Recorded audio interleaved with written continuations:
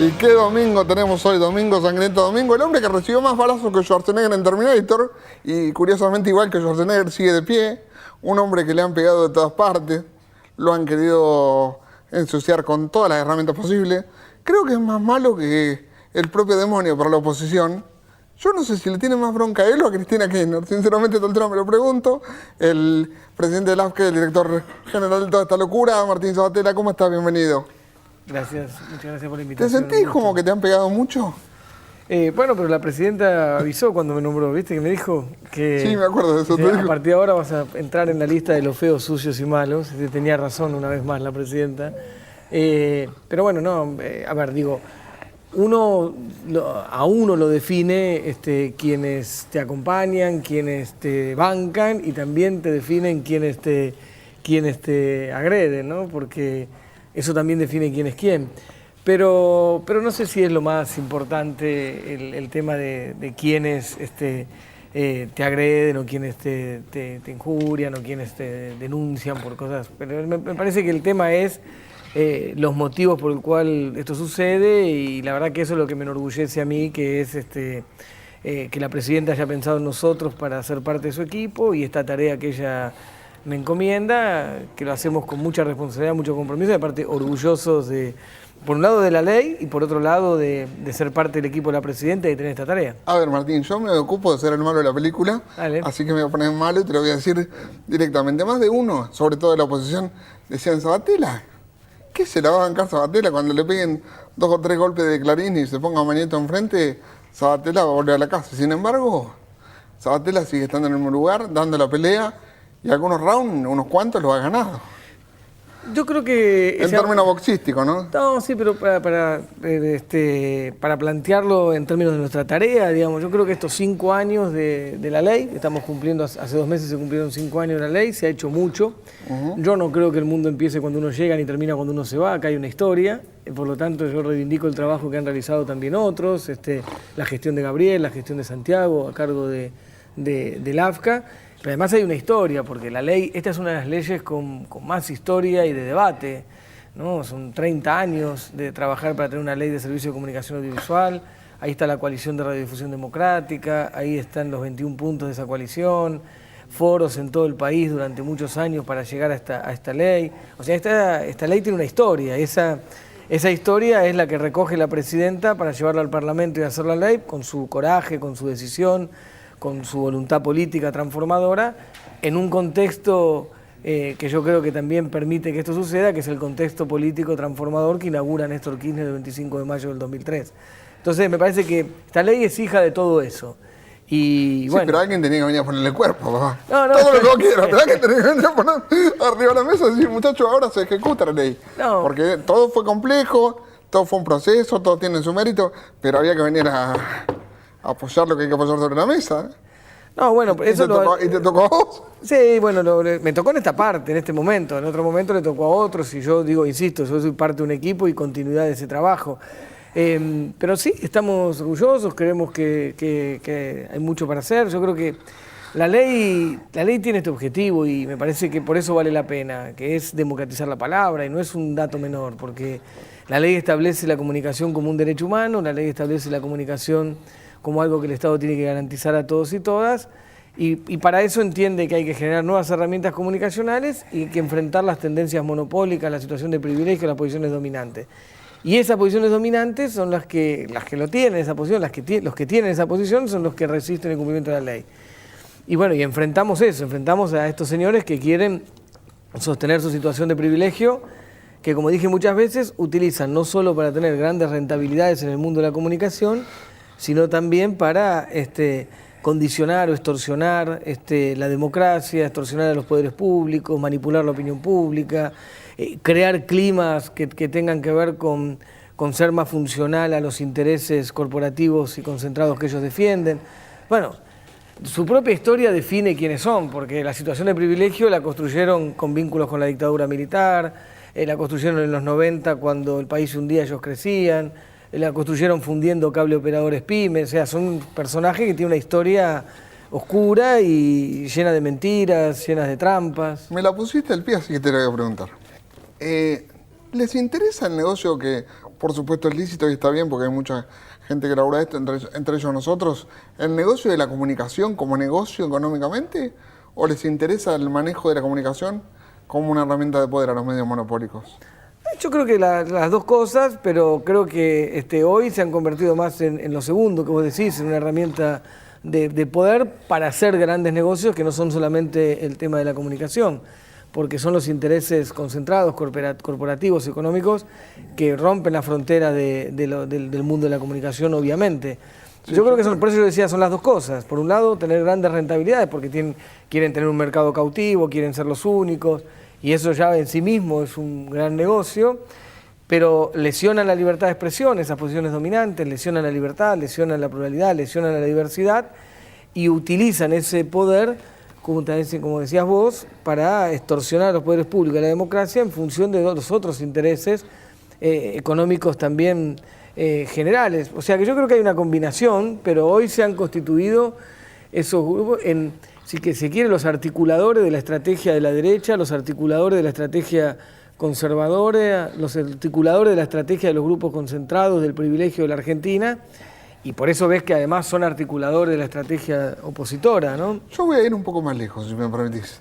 Han lesionado el derecho, han lesionado al Estado, se han metido en todo eso que vos decís, pero también han hecho pedazos a empresas que no tienen nada que ver con el Estado, que eran empresas privadas, que eran operadores de cable, que eran gente que se dedicaba a la tele y no pudieron competir. No, claro. Lo han hecho pelota también. Lesionaron el mercado de la comunicación. En general, no solo el Estado. No, por eso digo. Se pone como que el Estado tuvieron una competencia con el Grupo Clarín. Y el Grupo Clarín ha roto todo lo que ha tocado, no solo al Estado. No, pero por el daño supuesto. no es solo el Estado. Esto por ahí no lo decimos tanto, ¿viste? Sí, sí. Es como que se ponen los dos polos y hay una tercera pata, que es toda la gente que cayó en el medio. Sí, igual está claro que acá no hay un tema gobierno versus una empresa monopólica. Acá hay la democracia, la sociedad, la libertad, la pluralidad, la diversidad versus esos intereses corporativos. Por lo tanto, me parece que y además es el Estado queriendo hacer cumplir una ley de la democracia votada por amplia mayoría en el Parlamento Nacional, declarada constitucionalidad de punta a punta. No se trata de dos sectores en pugna, porque uno es el Estado defendiendo las leyes de la democracia, la libertad, la diversidad, la pluralidad y la comunicación como un derecho humano, y después son otros señores que están dispuestos a no cumplir la ley o a violar la ley para defender sus intereses particulares o sectoriales. Pero como vos bien decís, esa situación de privilegio la construyeron también fundiendo, por ejemplo, cable operadores pymes en todas las provincias, donde cuando tenían el monopolio del fútbol, le daban o no el fútbol en función de esa situación. Cuando le negaban el fútbol, lo fundían porque los hacían no competitivos, y cuando lo fundían los compraban y después le sacaban el fútbol a otro y así sucesivamente, a precio vil, hasta quedarse por con... otra parte. Claro, entonces así construyeron su poder. Yo tengo decenas de casos de familias que te vienen a contar cómo los extorsionaban con el monopolio del fútbol y cómo los extorsionaban también para comprarle sus cables. Y muchos tuvieron que hacerlo, tuvieron que vender, algunos resistieron. Así construyeron su poder.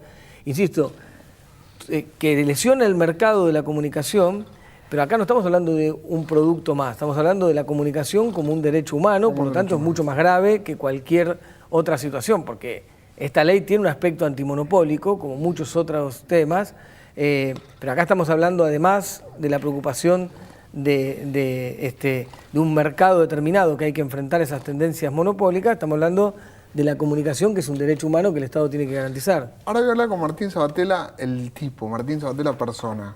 Martín, ¿quién te contó, pero para contarme el cuentito, como un nene de 2 años, quién te contó que todos los nombres de la supuesta adecuación de Clarín estaban cruzados entre sí? Y Martín Sabatella, el tipo, cuando recibió ese nombre, lo miró y dijo, ¿qué sentiste cuando viste? Dijiste, no, ¿con qué te encontraste?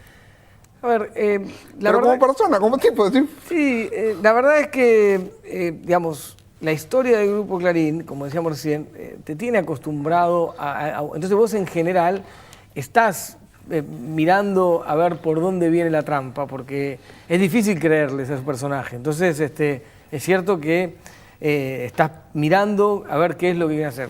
Nosotros tenemos que aplicar la ley y así lo hacemos pareja para todo el mundo, el control es para todo el mundo, las exigencias son para todo el mundo igual, la ley se trata de igual manera para todos, lo que está permitido para uno está permitido para el otro, lo que está prohibido para uno está prohibido para el otro, se aplica igual, y eso que dice Clarín de trato desigual es absolutamente falso. Lo que es cierto es que uno tiene una mirada puesta más en el Grupo Clarín públicamente y aparece por varios motivos. Primero, porque son los que más excedidos están, por lo tanto los que más lesión le hacen a la democracia y a la libertad de expresión, porque son los que más concentración mediática tienen. Segundo, porque son quienes más se resistieron a cumplir la ley y quienes hicieron infinidad de maniobras para no cumplirla. Y además porque hay una historia de trampas, mentiras, son tramposos, mentirosos, inescrupulosos, entonces uno está como en alerta. A ver, y lo vimos. Y lo que pasó es un equipo que se puso a estudiar lo que teníamos que estudiar, que era si había vínculos societarios o no. Sí, pero cuando viene un secretario tuyo, un X, no me dé nombre para no y te dice, mirá lo que pasó. Y te dice, mirá, loco, mirá qué onda. No, y hay un punto donde, está bien lo que vos decís, porque hay un punto donde decís, no puede ser, no puede ser que sea, no puede ser esto. Está bien tu lugar, tu cargo, pero sos un ser humano. Cuando vos te encontrás con eso, como tipo... Y aparece esa pregunta, si no puede ser que sean... Porque hay una sensación como yo después lo analizaba y lo describíamos así, como que había una memoria de impunidad, una inercia de impunidad de estos personajes. Sí, pero tanto. Que lo hacen actuar, porque si no lo entendés, porque decir, mira, cuando dicen que se dividen, no se dividen, cuando dicen que venden, no venden. Nosotros le aprobamos el plan, tuvimos la mayor voluntad, ponemos a estudiar y vemos que tienen vínculos societarios en la Argentina, en Nueva Zelanda, en Panamá, en Estados Unidos. Y un solo tipo que la nuclea toda, además. Y un tipo al que le dan el poder, a uno mismo que le dan el poder para hacer las empresas en Nueva Zelanda. Una vergüenza, una cosa increíble. Una grosería. Verlo así, no era grosero. Verlo así, yo pensaba el otro día, cuando Sabatella vio esto, decía, pero si a mí me suena grosero, sin haber visto los papeles, cuando el tipo vio los papeles, ¿qué sintió? Esto, a ver, Diego, hay una cosa de sorpresa, pero enseguida te va a decir, bueno, se trata de estas personas, por lo tanto te deja de sorprenderte.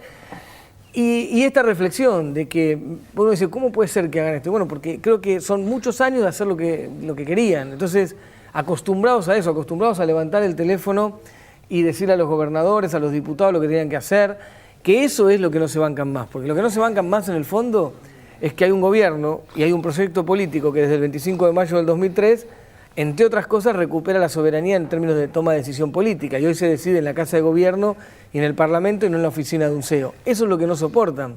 Porque, bueno, en las últimas demostraciones llamaron a Erazote, llamaron a Macri para que les haga una ley local contra una ley nacional, un disparate. Es tremendo. Explícalo bien para aquel que no lo sabe. Porque no, cuando en Córdoba o en la Ciudad de Buenos Aires presentaban una ley local para dejar sin efecto la ley nacional. Pues sí, eso está claro que es anticonstitucional, porque está en la Constitución determina la supremacía de las normas, ninguna ley local puede contra una ley nacional. Pero digo, esos disparates están acostumbrados a hacerlo y a que el poder político se haya arrodillado ante ellos durante mucho tiempo. Y algunos se prestaron al juego también. Bueno, y otros son parte de eso, son parte de quienes, digamos, empleados de esa lógica, porque, entre otras cosas, también algunos consideran que no pueden ser lo que quieren ser si no tienen el aval de Manieto y su truco. Y esto es lo que sucede muchas veces, porque si no, no se entiende cómo van atrás haciéndole todos los mandados o cumpliendo toda su... Bueno, lo ves cuando, lo último, lo más indignante, fue cuando hay un periodista que los agrede brutalmente y después salen por la misma radio diciendo que tiene razón y pidiendo disculpas. Una cosa brutal, ¿no? Ni siquiera yo acá me atrevo a repetir lo que pasaba en ese momento. No, le decían, pero digo, hay una lógica así tremenda. Y eso es lo que creo que este gobierno, hemos visto periodistas, Néstor, Cristina, rompen definitivamente, que es recuperar el valor de la política. Hemos visto periodistas retando a Pino Solanas hace una semana por la idea de Carrillo de UNE. Por eso digo, los retan, les marcan la agenda, le dicen lo que está bien, lo que está mal, lo que tienen que hacer, los retan si se unen, si no se unen, los retan si se separan, si no se separan, porque le marcan la agenda. Entonces, bueno, ahora digo, más allá de esto, la ley es la ley, la tiene que cumplir todo el mundo, y eso es lo que el AFCA tiene que... ¿Y qué va a pasar si no la cumplen?